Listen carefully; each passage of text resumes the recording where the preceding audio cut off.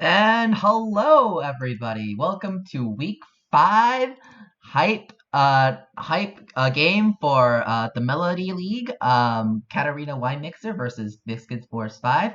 It is me, Super Hoagie, joined by my friend on the casting desk, Gan Wien. Hello. Hi. Hello. What do you expect from this game? Let's start right to the point. I have one word. Shenanigans. Shenanigans. Ooh, I like that already. I love shenanigans. Okay. So let's see. This is going to be a pretty important game. Katarina Wine Mixer is one of the top teams right now in the Melody League, and Biscuit Force 5 needs a couple of wins under their belts just so that they can get higher up in their standings. So let's see what happens here. Let's go straight into pick ban. I'm gonna give them my ready. Let's go. R. Casting desk is R. It should be an exciting game. It's gonna be really interesting. I know several people from both of these teams, and we have some strong players on both sides. So it'll be interesting to see where they go. Absolutely. Biscuit Force 5 has been known to flex a little bit, especially between OG Juiceman, and we see the bans come out. Biscuit Force 5 immediately banning that Twitch signature against Spooped. There's a TF ban for some reason. Kled and Necro Guy's signature Renekton. Freaking hate crocodiles. So understandable. And let's see what... Mordekaiser ban is really strong ban. I think that if anyone on the team plays Mordekaiser right now, it's a really great idea to get it off the board. Yep, OG Juiceman does play it in the mid lane or in the top lane, so that is a pretty strong ban. And let's see what. Sorry, go ahead. I was almost about to say smart on Biscuit Force 5 for banning Twitch because of Hoagie, and I was like, wait a second. Yeah, no, it's Spooped. Twitch.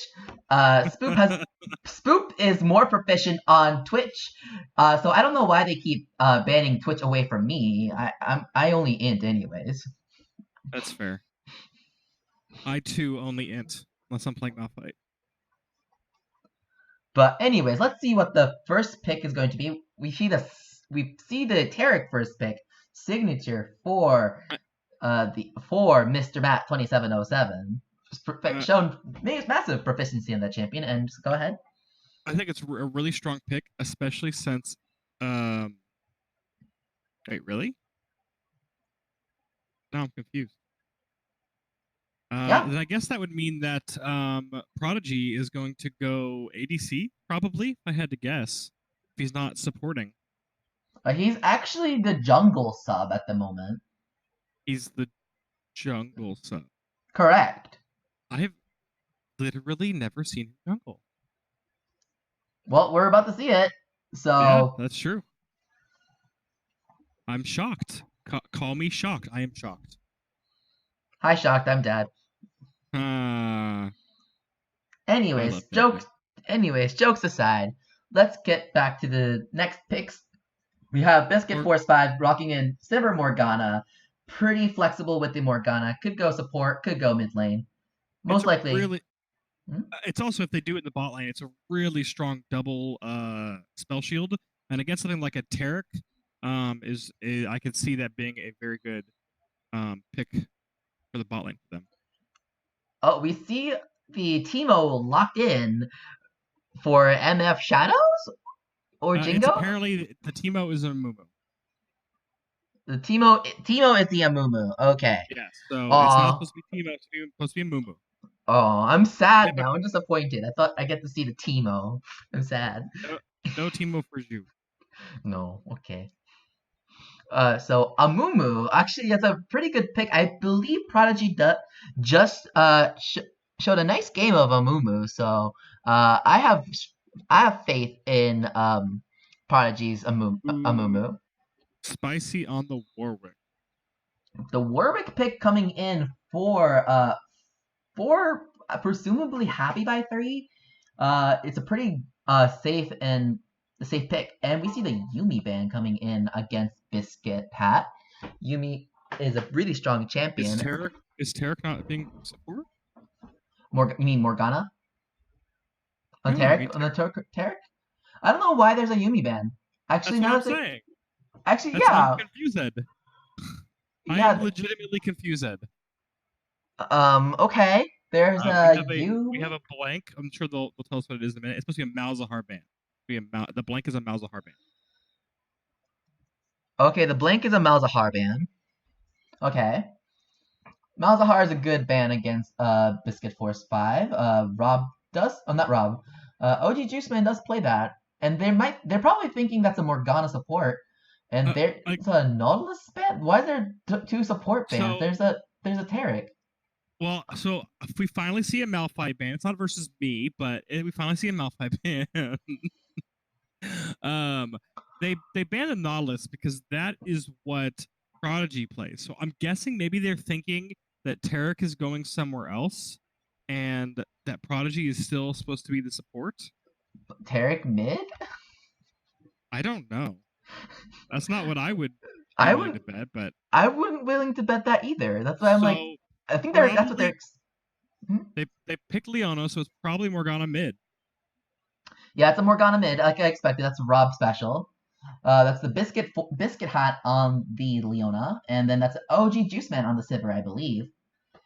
And then the Ashe pickup for Katarina Winemixer for Spoop. Spoop has shown quite a bit of proficiency on that Ashe.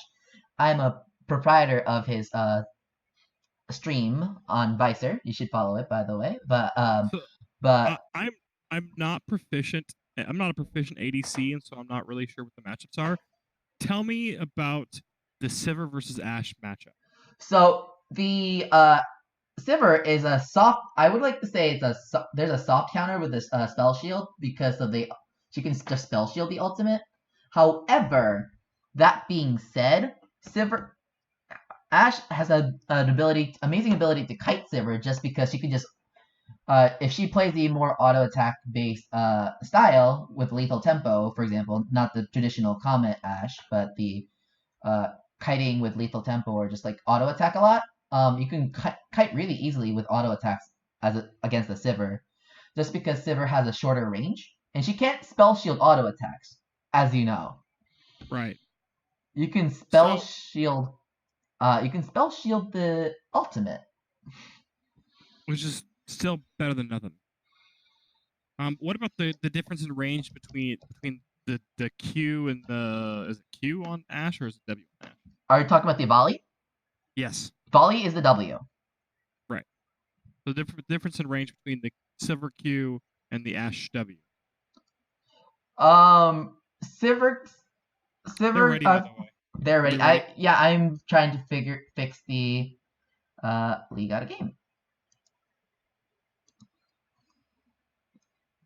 So I find the final pick for on the side of Biscuit Force 5 was a Gnar, which is I thought was a great pick into the Garen.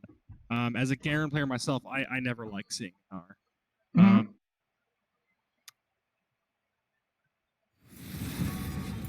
Um, who do you think is going to be the stronger team comp that we see here? So if we look at their team comp, they have MF Shadow on the Garen. Oh, and that band quote, "I'm on to you," sounds too familiar. Anyways,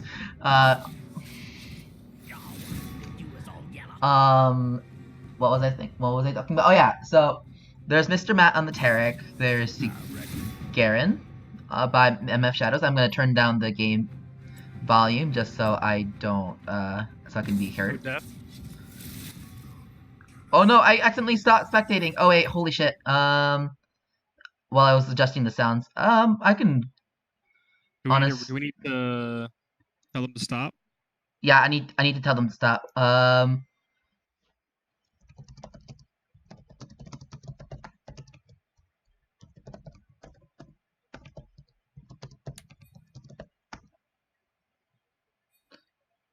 No, don't even dodge. Somebody just needs to leave the lobby.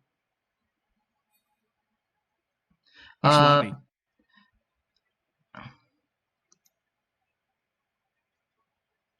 Hold on. They got it. No, they did it. Somebody quit it. We're just gonna restart it. So I am just gonna say sorry.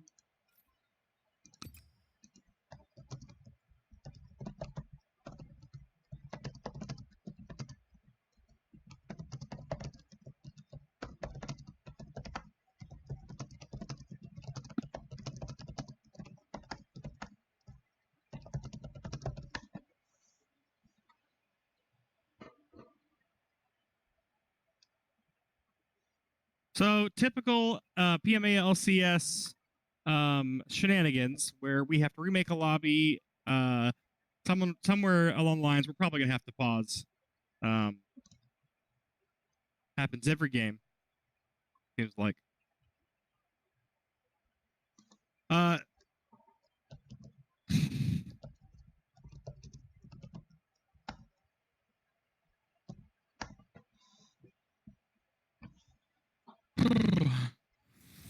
Anyways, once again, sorry for the technical difficulties. The stop spectating button and the confirmation button are way too close together.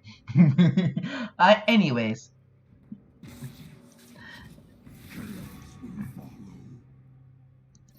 Anyways, Yeah. I do like the team comp of Katarina Wine Mixer with the Amumu and the Ash. However, I kind of don't know how much damage they can output. They have a lot of protection, but I don't know, especially with the Garen pick, I feel like I like Garen as a champion, don't get me wrong, but I don't know how that fits into the team comp that they have, like, precedented. If that makes any sense? So, as a Garen player, I can say with confidence that if the rest of the team is at least breaking even, then Garen can make a real go of things. You know what I mean? Yeah. But if the rest of the team is behind at all, it seems to me that Garen tends to be a little useless. And that's when Garen has a good matchup. Garen right now has a decidedly bad matchup into the Gnar. And so that already puts him at a disadvantage. And then Akali right now, from my understanding, is not the strongest of the assassins that you take mid, and especially against the Morgana, which can black shield a lot of that damage. Yeah. Did Akali get nerfed this week too? No, Akali's nerf is not live yet. Okay, but so that's good at least on the side of Akali. She'll still have that stun from her ult, but if was it Rob? Yes. On Morgana. If Yeah. Rob is and as the highest rated, highest ranked player on the team, it rated, yeah, highest ranked person on the team, there's a good chance that he's going to be just fine in lane. And so if that Kali can't make a splash, she's not going to have any damage.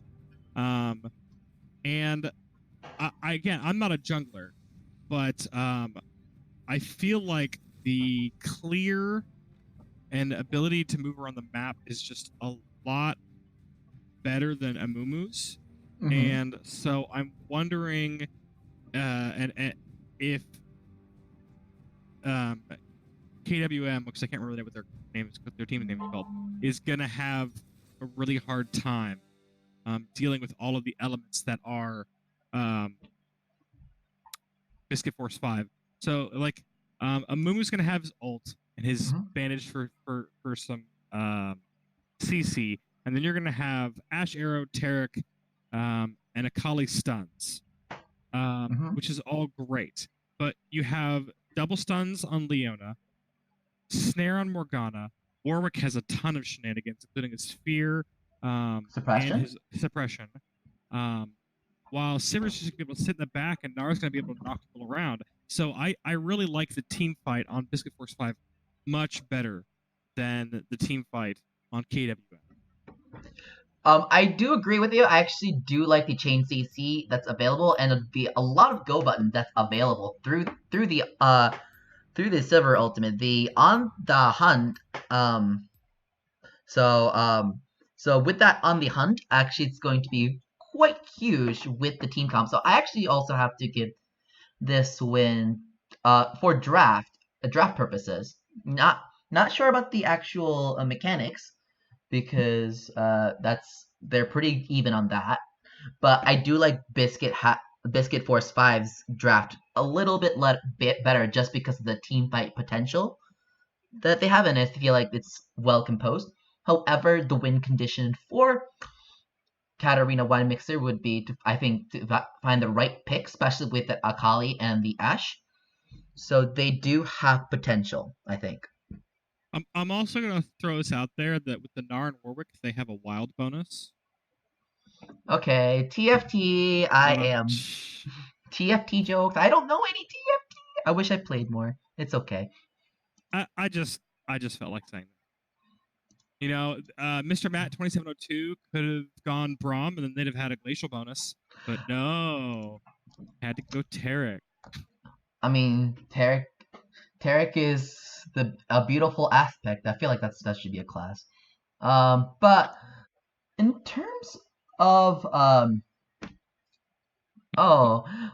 thanks for the tier 2 subscription, 17-month, Murphy Raudet. I love Hoagie. Aw, gee, thanks, baby. I am flattered. I am such flattered. So yeah, I think overall, I think I like Biscuit Force 5's team composition and overall draft better, other than the weird two support bans that they have when there's already a Taric. I don't get that one. That's the only thing that will flame you for. Why are you banning two supports when there's already a support? Yeah, that was a little strange. And if they end up winning, that is definitely a question I'm going to be asking to the person. Really, if they win either of the games, whoever gets um, MVP, I'm going to be asking that question too, because that is really interesting. Yeah, Oh, I'm just hold on a like, second. My dinner's ready. I'll be right back.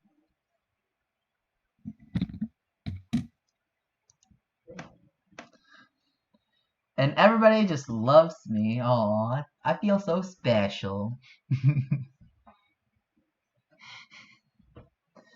Anyways, while there is a slight spectator delay, I am going to say good luck, have fun to both teams. I wish for the spiciest of spice, even spicier than my Carolina Reaper hot sauce that's sitting in my fridge.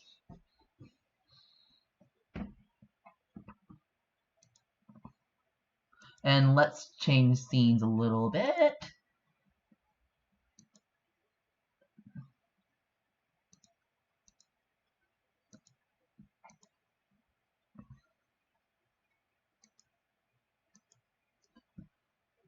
And let's see some of these mastery points. Oh my gosh, so many mastery points on that Morgana. That who wins the skin game here? Let's see. I like the Prestige Kali here, but there's also the Demacia Vice Garen skin. There's the Lunar Eclipse Leona. There's the Warden Sivir. Pool Party Tarek is so sexy. Look at this. Look at this shirtless guy. So skin game pretty nice. I think. I think Katarina Wine Mixer wins with the skin game just because of the Pool Party Tarek and the Demacia Vice Garen and the KDA Prestige Akali. But, Biscuit Force 5 skin game is not slacking either. Well, Not really slacking. the KWM automatically lose the skin game regardless because they are a Team 4 skin. That is automatic loss. Rest in pepperonis, my dude. All right, we are in. I am pausing at 10, right on the money. Oh, I am not at 10. Can you pause at 15? I can play and pause at 15, yes. Yeah, play until 15 and pause it. All right, I am paused at 15. And 3, 2, 1, go!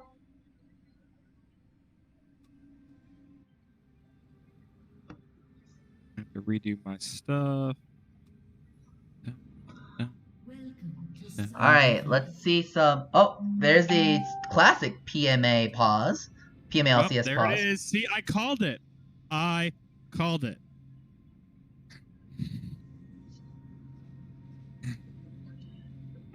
Classic PMA LCS pause.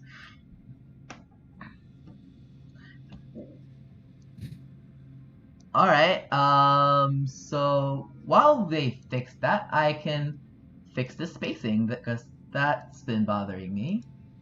There, I fixed it.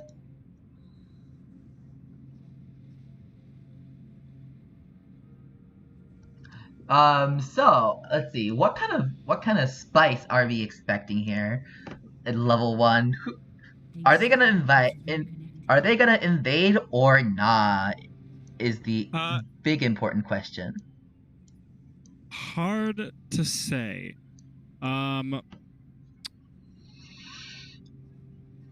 It looks like well, it's really hard to say. We're paused at such a point that not everybody has kind of made it to where they're going to go. People are still in various bases, so.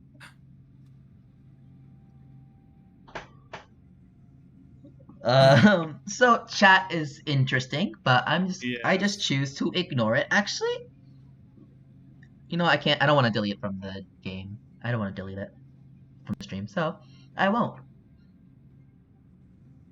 Tarek Invade, I feel like is strong, but I don't think it's as strong as a Morgana and a Leona together, unfortunately. Yeah. It's decent. Here's my question. Does Morgana take Snare to lane on a solo lane? Probably not unless they find a pick. So I would hold off on the ability first. Because laning with level 1 Q is doable, but it's not ideal. So it's certainly more annoying. It's more annoying for sure. You don't have a strong wave clear, um, so we would wait on that. But like I said, I think Katarina Wine Mixer here would actually it'll be smarter for them to stack in a bush and respond to Biscuit Force 5's possible invade. Because if they invade, then Terra can just stun all of them if they face check a bush or something. I don't think Katarina Wine Mixer would actually want to invade themselves. Because if they try that, then they're just gonna eat a Morgana binding to the face, the Silver Q, Leona stuns. So yeah, Okay. Major disrespect from OG Juice Man. They're talking about how he randomly on his alt account got into the game and he said he was playing as Mr. Matt, Hoagie, and some other guy. That other guy was me. He forgot me then and he forgot me again now. You know what? I don't even care. You know what? Tilted again, win. KWM is gonna win. Screw the other team. KWM are clearly the champions of this particular series. Clearly. Somebody's a little tilted.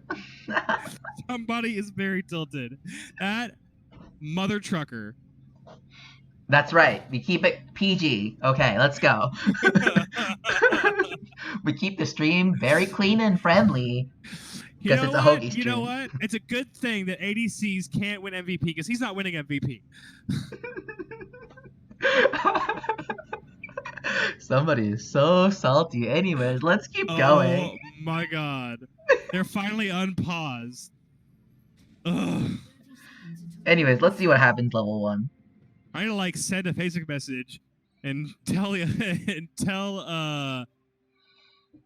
Prodigy wherever Sivir is at all times.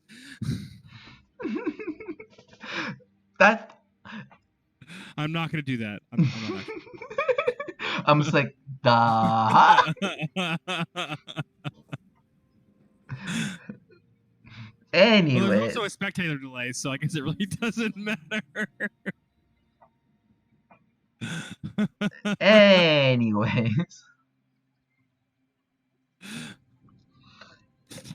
Anyways, there's nothing really spicy. Like I said, both teams are doing a pretty standard, or relatively standard 5-point I agree. spread, trying to not get invaded, and both teams succeeded in not being invaded by the other team who's not invading.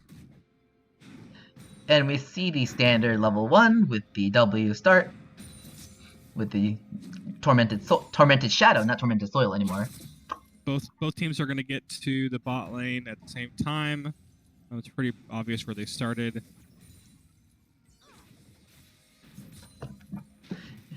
We see a little bit of trading going on in the mid lane.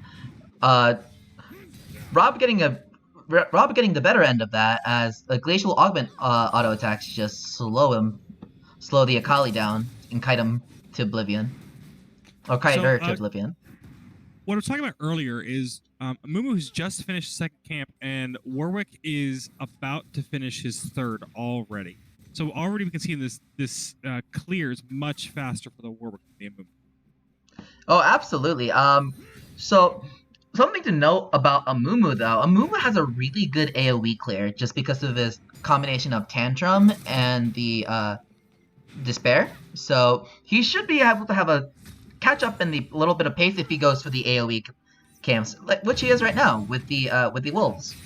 No, he's going straight for blue. Oh, he's going straight for blue. Never mind. His clear's going to be slowed down a little bit, but it shouldn't be too bad.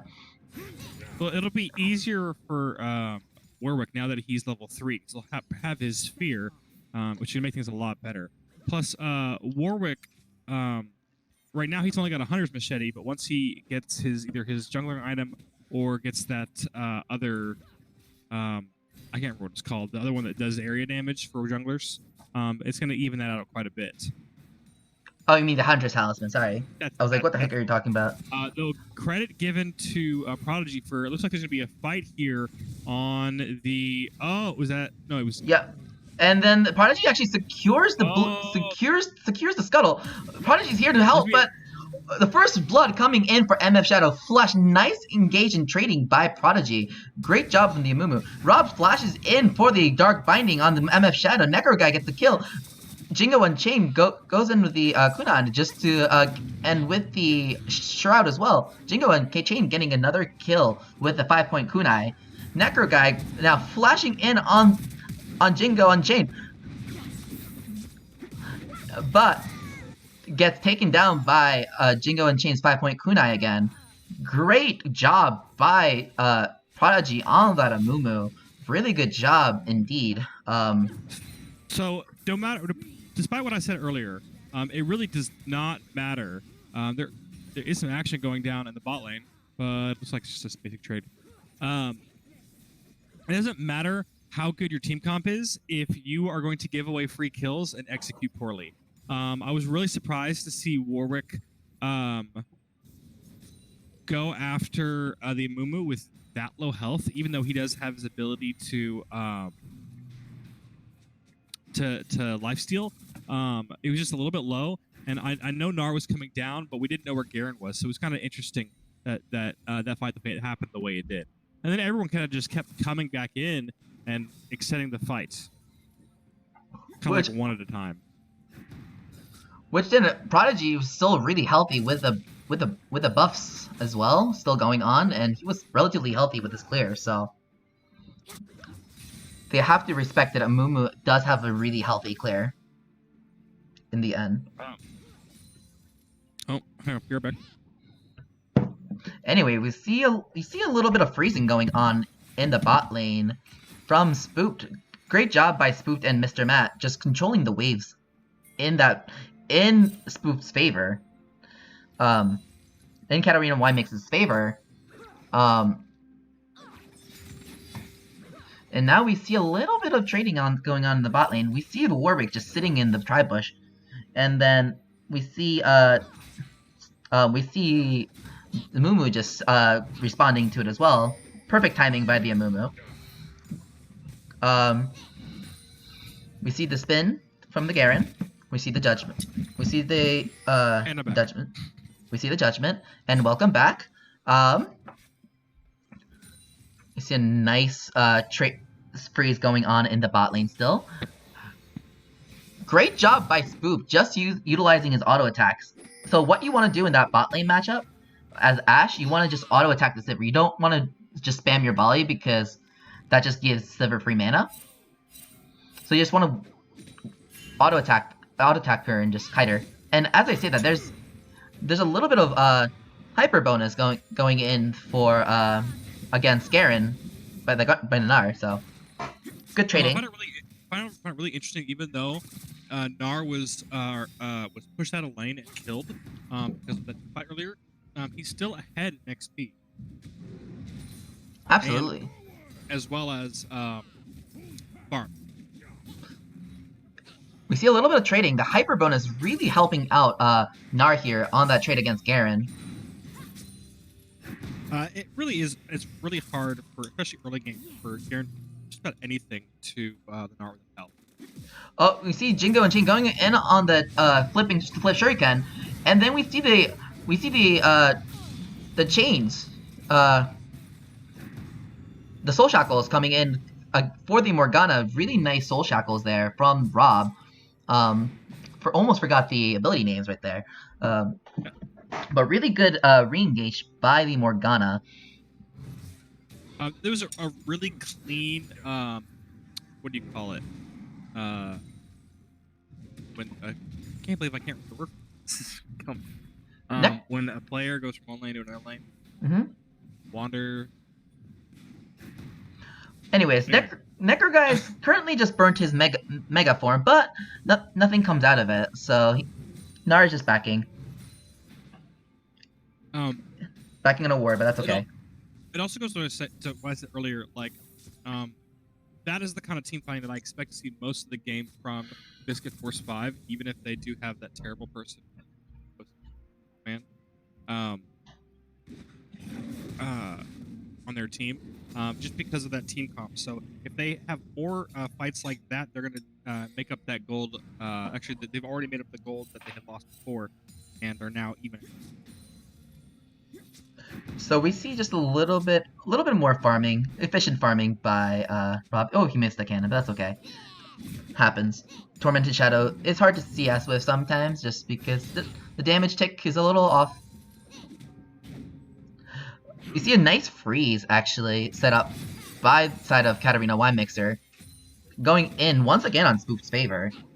Spook really showing his dominance in the bot lane.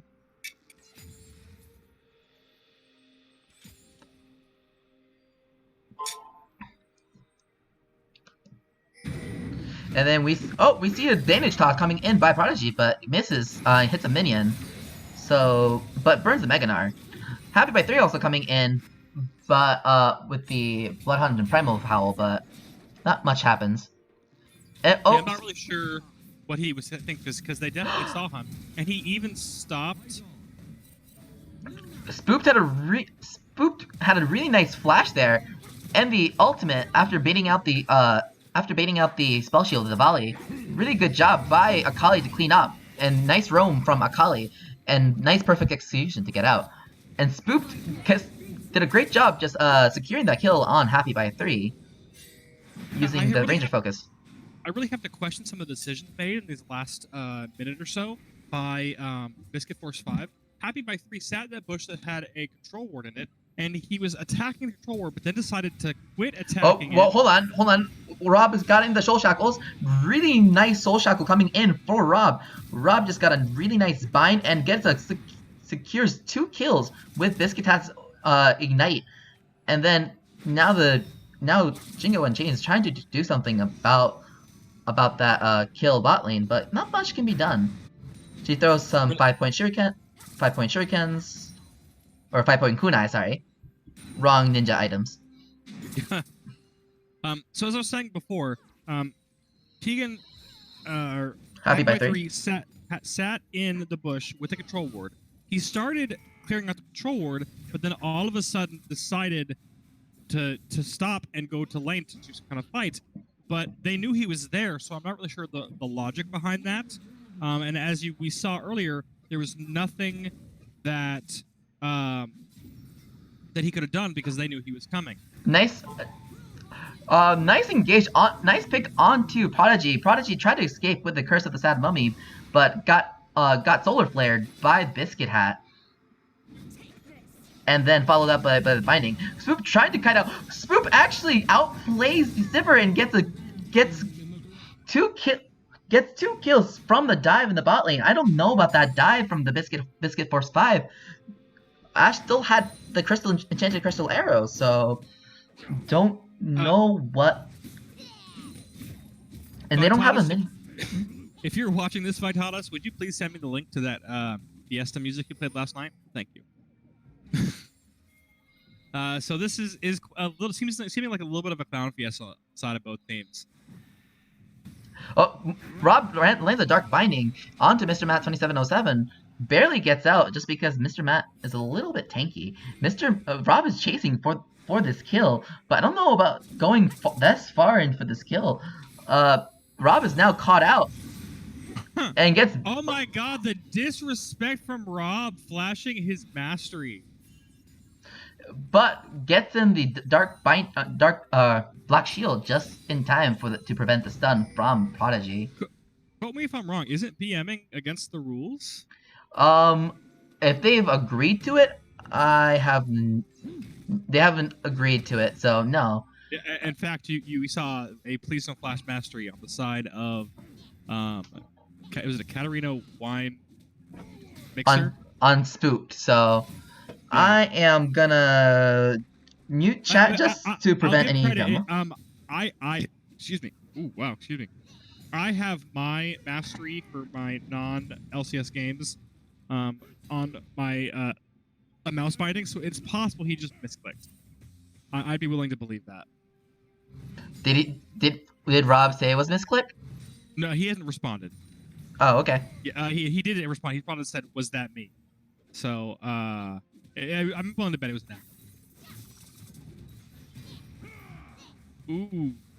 A nice engage coming in for Gnar. Oh, the judgment comes in, and the minion actually finishes off Kled. I mean, not Kled, Gnar. Sorry, wrong champion. Really solid gank on the side of Akali. And yeah, Akali's getting in this really nice rooms. Django So, Unchained and Morgana from their ganks are getting some really good like even stuff. Though Morgana's just a little bit more ahead by the side of from her farming. However, both mid lane have been doing a pretty good job with these efficient roams. So good for both mid laners. Biscuit Hat is looking for something. Is that symbol on the side on top of is that Garen's thing? Biscuit Hat going in on hold on, Biscuit Hat's going in, but it's just not it can't engage on them like that just because it's the safety of their lane. You have to wait for a little bit more cooldown before you can actually kill them. But good job. Oh, the Gnar ultimate comes in from Neko guy, and nice shutdown coming in for Rob with securing with that tormented soil or tormented shadow. Sorry. I like to think that's a nice little bit of revenge from Necro guy. Yeah, the Necro guy definitely wanted that revenge for sure there. And then we see Rob just hammering away at that tower, and might actually doesn't quite have the minion to secure that first tower, but close. And MF Shadow going in on Necro guy with the courage, not the courage. What's the spin called? I'm a little curious about Necro guy's positioning in some of these that I've seen, because he autos him. Oh, nice flash infinite duress coming in from Happy by 3 and gets the shutdown on the Garen, but the nice engage coming in from Amumu's bandage toss followed by 5-point strike. So I'm really curious about Gnar's positioning at some of the times he's fighting Garen, because one thing that makes Gnar so good into Garen is his ability to hit him a couple times and then back away, so Garen doesn't get too much damage and get a free execute on him. Oh, Spoop takes a tower shot and gets slain by OG Juice Man. Quite didn't see the tower damage there, unluckily, but that's okay. It happens. Necro guy is finishing off that tower and gets that tower in the mid lane, in the top lane. Sorry, mid lane got the first tower. I didn't even catch that. How silly of me. We're finally starting to see a little bit of a goal difference on the side of Biscuit Force 5. Gold difference? It's gold difference. Not much. It's like 300 gold. It's like almost nothing. But it's been pretty much dead even for about 5 to 8 minutes after, like, say, the second team fight. Only significant gold lead is a almost 1k gold lead on the Morgana against the Akali. But Akali, it's not like Akali's lacking on items either. She does have an item. She does have the Gunblade completed. She's doing fine. She just chose to go after kills as a side rather than the objective towers. That being said, Rob does have the GLP, which is going to be really nice for engages with the Glacial Augment. And then Prodigy going in on the bandage toss. And then we see the Taric ult come in, and then we see the Glacial Augment item coming in from the GLP. And then OG Juiceman gets Mr. Matt 2702. A spoop catches Rob here on the corner here, and Garen gets a double kill. And then we see OG Juiceman catching a kill onto Garen. Garen just gets a triple kill. Oh my gosh, Garen gets a triple kill. Is this a quadra kill by Garen? Put it on the page. This might be the pentakill from the Garen. I don't think so. No, you want? Yeah, nope. Never mind. It's a quadra kill, but Necro Guy. In the end, I think Biscuit Force 5 won that trade, even though MF Shadow has a quadra kill. Still should post it on the page, but well, it makes the gold much closer on the side of Garen to the Gnar than it was before, because he would have had a significant gold deficit before that fight. However, after he used his ult, there's just no way he was going to be able to do enough damage to kill the Gnar. Yeah, no, you're right. You're definitely right. But unfortunately, when Amumu went in with a bandage toss, he just got blown up, so he couldn't really use the Curse of the Sad Mummy. Does that mean he still has it? He does still have it. Well, that could be really useful in this fight. Looks like they're posturing for right now. Yeah, they're still posturing for this Infernal. There's no Garen there, whereas Biscuit Force 5 is, well, they're a force of 5. And then we see the vision clearing coming in from Katarina Winemixer. Katarina Winemixer is actually going to start the Infernal Drake. OG Juiceman tries to engage. OG Juiceman presses the on the hunt. On the hunt is popped, and the engage starts happening. Spook gets a kill on Happy by 3, and then Perfect Execution kills Champion. But MF Shadow came in with the with teleport. Really good teleport. Gnar gets a triple kill this time. And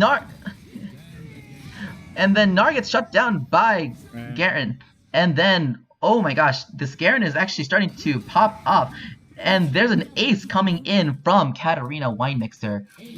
So it's like I said earlier, if Garen's team is kind of matching the other team, or doing even relatively well, Garen can start to do some real stuff because he does real damage in fights. It's only when the rest of the team is kind of behind and useless that Garen can't do anything. And so as we can see, with pretty even matchups as it's been all game long, Garen is able to find some purchase in these team fights and do a lot of damage with his spin to win. So yeah, no, that really good play coming in from MF Shadows, really securing all that kills and all that gold. Now have a 700 gold bounty. And then Prodigy is just clearing some vision. Gets caught out by the Morgana Bind, but is saved by Mr. Matt's Guardian proc. Really nice. Really nice. There seems to be like still doing a lot of posturing around Infernal. They both really want it. Yep. I can see this being a hot point until it's finally taken. Garen does not have TP, but Warwick is also on the top side right now, so not really able to do much. Warwick is moving down towards the fight. There's definitely going to be a fight happening. Yes, absolutely. There's going to be some fight happening pretty soon. I think, yep, Morgana Dark Binding misses a little bit, but it's okay. The Boomerang Blade comes out, the Ricochet comes out. It's a good, nice wave clear. Amumu is now the one who's kind of out of the area. Interesting to see if Biscuit Force 5 will realize this and start a fight now. They do not have a ward or vision on Prodigy right now, so I would think so. So because this is blue team's Fog of War right now. This is Katarina Winemixer. What they can see. This is red team. As we see that, we have the go button from Sivir. We got the go button from Sivir and go button from Leona. And then is coming in from the sideline, but we'll see if he makes it there in time. The Taric ult comes in. Taric's ult's now down. Now MF Shadow's caught out a little bit, but the Ash Arrow hits Warwick. Oh, that is unfortunate. The Amumu ult only gets one person. That's unfortunate. However, no death actually comes out of this. Everybody comes out unscathed. So I guess that's okay.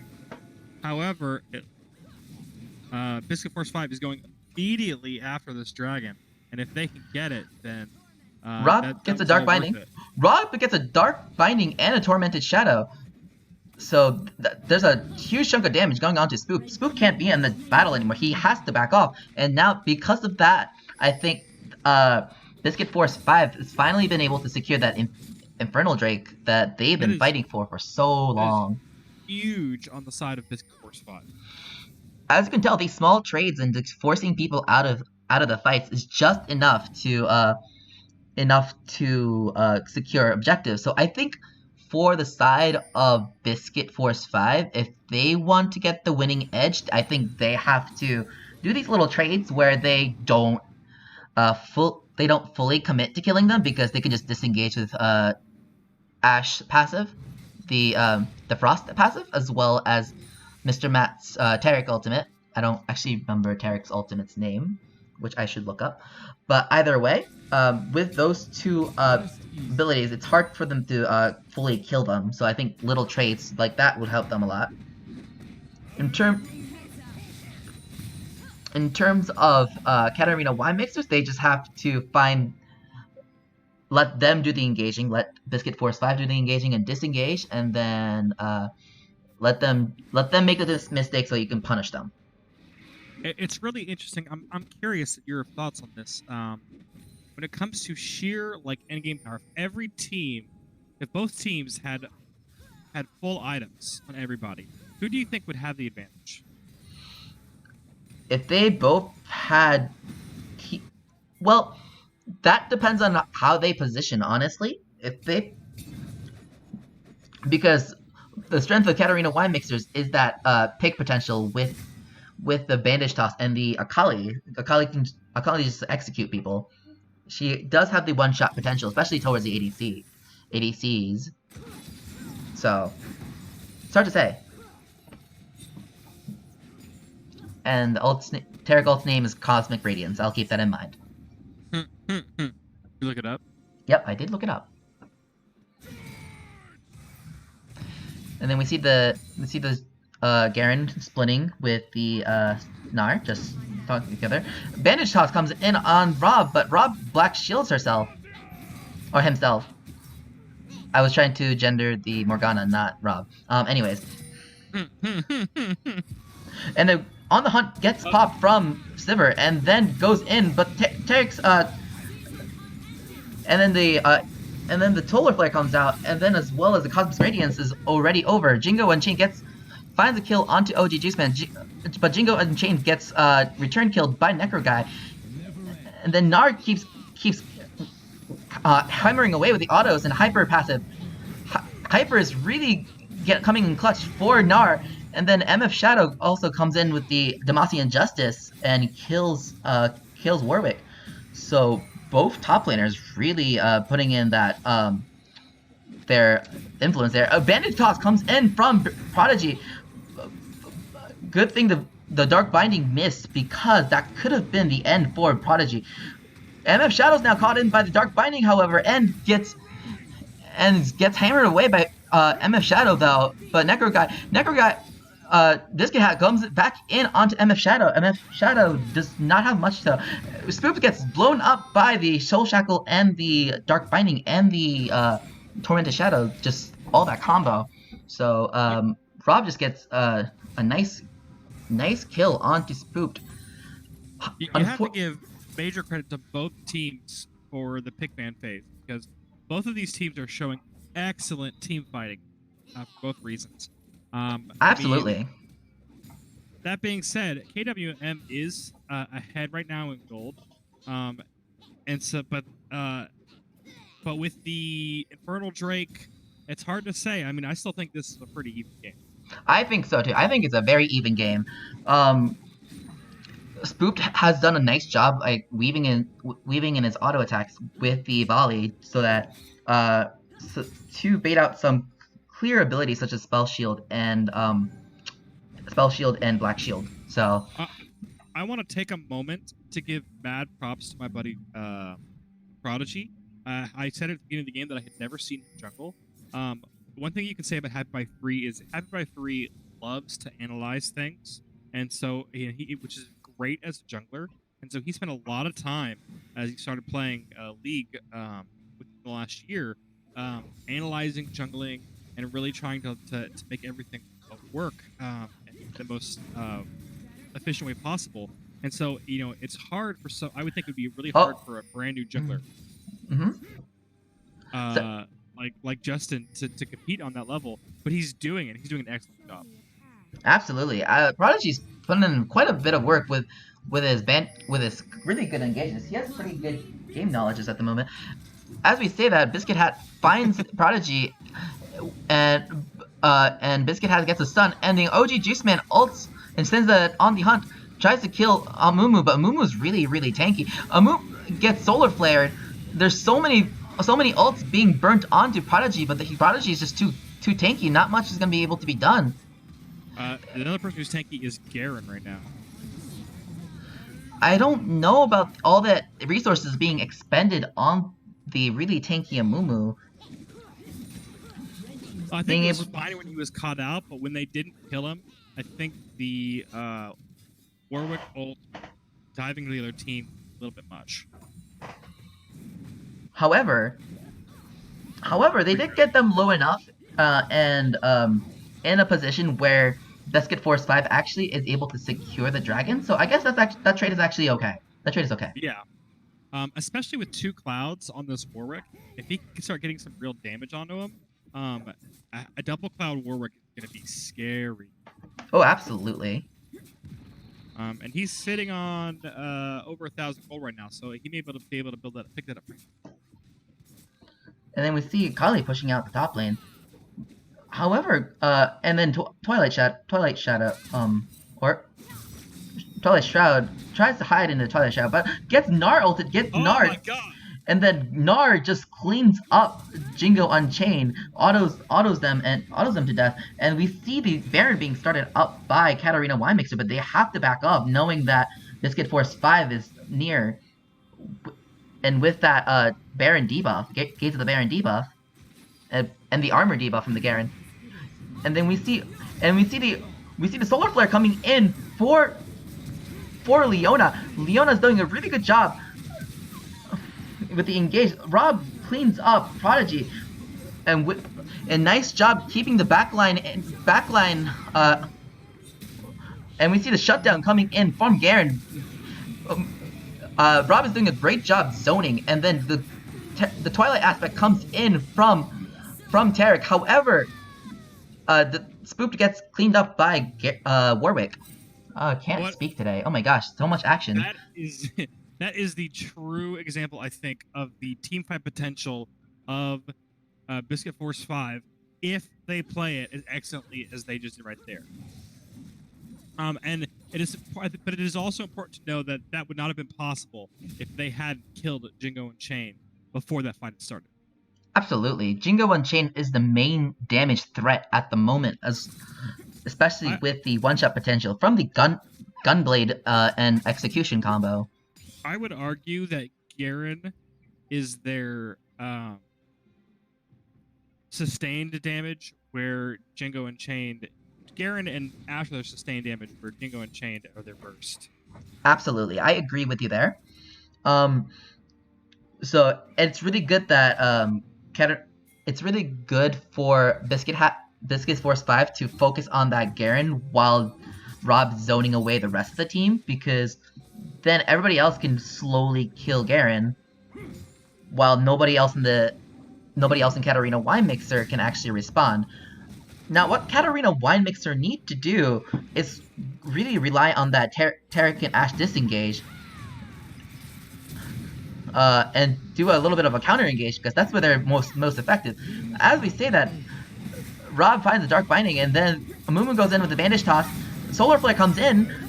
Ash Arrow goes wide, but this Jingo Unchained coming in with a nice execution, nice Tarek ult right there to really save the fight there. Cosmic Radiance really coming in clutch. However, the AoE from the Sivir's Boomerang Toss and Boomerang Blades and the Dark Tormented Shadow really screwing up their team fight. And then the Glacial Augment coming in from the GLP, really slowing down Jingo Unchained. Jingo Unchained tried to escape with a perfect execution and a flash. However, did not go successfully, as got a shutdown from the Gnar. now Biscuit Force 5 is signaling a Baron, which is they even up the gold in that team fight, and I think this Baron that is going to be now positive on the gold side of Biscuit Force 5. This could be exactly what they need to turn this game around. Yeah, really good team fight. Really good picks by Rob. Rob's doing a really being effective on this Morgana pick right here. Asher comes in, but it's not in time. Ash Arrow can actually steal Barons because it does splash damage to monsters. Really? Like it's impossible, or it just it's possible. It's possible. It's at the perfect time. Yeah, it's possible. It's the perfect time. It's like Jinx Rocket. It's like Jinx Rocket. It can. It can because it can hit a person and kill. Okay. And do splash damage. Correct. Interesting. I've done it before. That's why I know. There's clearly going to be some posturing on this Infernal Drake. You can already kind of start to see it form right now.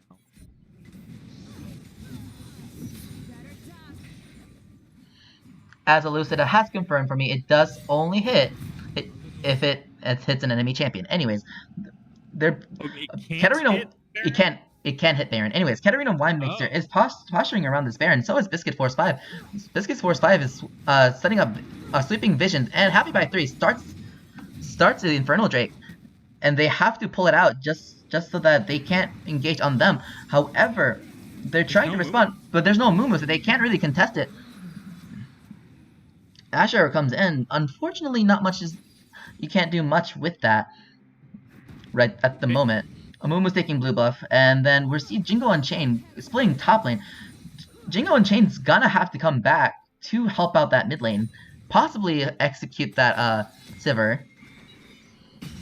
Well, if I remember earlier, it was the Gnar into Akali that secured them that earlier team fight way back when, the first posturing of Baron. Nice use of perfect execution by Jingo Unchained to get out of that Gnar 1v1, because Gnar currently wins that 1v1. But now she doesn't have it. That is correct. However, she does still have Shuriken Flip and Twilight Shroud if she needs to go pick on a Sivir, which she can still one-shot the Sivir with the with her Gunblade still active. The Glacial Augment coming in from the GLP, and the Dark Binding hits. Spell shielded. Black Shield shields her from the Ash Arrow, but OG Juiceman comes in with the Boomerang Toss. Twilight Cosmic Radiance comes in with the Dazzle. However, not enough peel, as there's too much engage coming in from Biscuit Force 5, and Akali just in the back, awkwardly in the back right now. Narco jumps in onto the Taric, and Taric goes down, and now Ashe is by herself, has to clear waves with her volley and auto attacks. However, I do believe in the Ashe. Ashe is going to be able to defend, hopefully. Actually, there's not enough minions for mid lane anyways, but I'm a little surprised they didn't go for the solo Akali when they had that advantage. And then Akali, well, I'd say Akali escaped, but she's still hanging around. And then we see the Akali just sitting in a bush. Oh, oops. They're there now. Farsight sees the Akali. Akali's backing. Yeah, let's see if she gets found. Oh. Jingo Unchained trying to do something, tries to murder the Sivir, and that Jingo does. Jingo did a really good job executing OG Juiceman. However, gets the Solar Flare hits on Biscuit Hat from Biscuit Hat, and Biscuit Hat and Rob cleans up the Akali. Unfortunate for good attempt from Jingo Unchained. Really good try with the execution. Necro guy comes in on that on the Gnar ultimate. Really good job, and then Gnar damage pretty Gnar and the Gnar and Happy by 3 coming in on this winning on this trade, as well as Rob's Tormented Soil damage. Rob Oh my gosh, Rob cleans up that fight. Great job on Rob. You have. I think this is. It's partially because I think that the team fighting ability of Biscuit Force 5's comp is really starting to come online, but also because we haven't seen a Mumu in a couple of fights. That's been huge with Biscuit Force 5. Oh, absolutely. Amumu gets Amumu gets caught out by the Zenith Blade. The the these solar flares are are on point, getting the key targets. That might be game. And that is probably going to be game right here. First Oh, game that's definitely going game. to, yeah, that's definitely game going. First game going to Biscuit Force 5. Well, we say that. Oh yeah, it's still game. No, it's still game.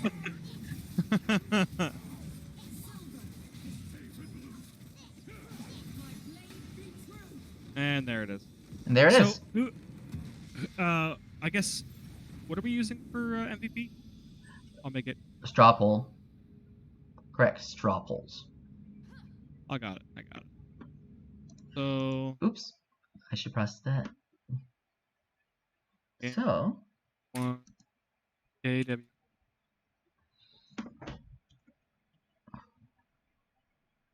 One. So who do you think wins MVP? so MVP,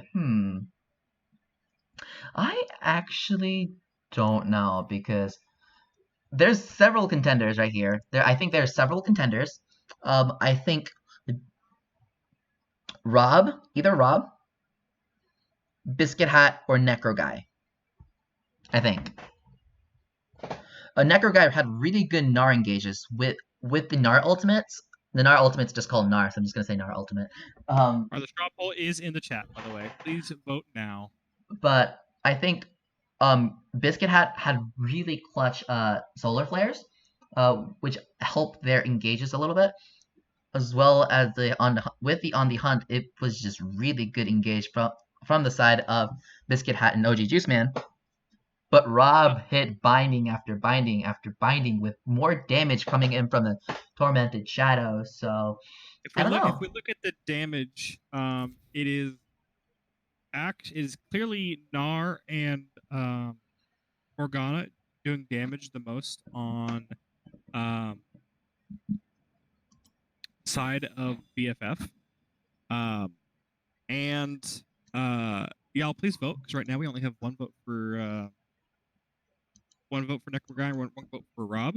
But if we look at this damage chart, I mean it's clearly damage wise we have Rob and Gnar on the side of things. I would say that I agree with you that it's really, in my opinion, a three-way kind of like choice between Biscuit Hat, some of these clutch stuns, and then Gnar and Morgana's excellent fighting abilities, and both of their ability to catch people out by themselves and make something happen with that.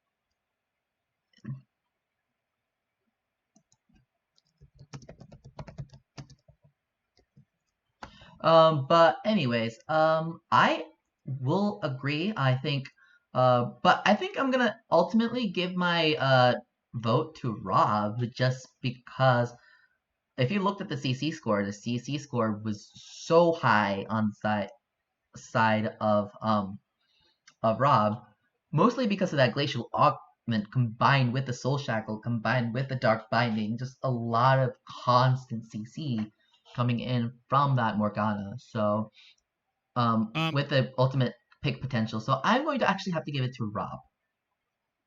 Well, we still need at least one more person to vote because it is neck and neck on the straw poll between Necro Guy and Rob. We have 2 votes for Necro Guy, 2 votes for Rob.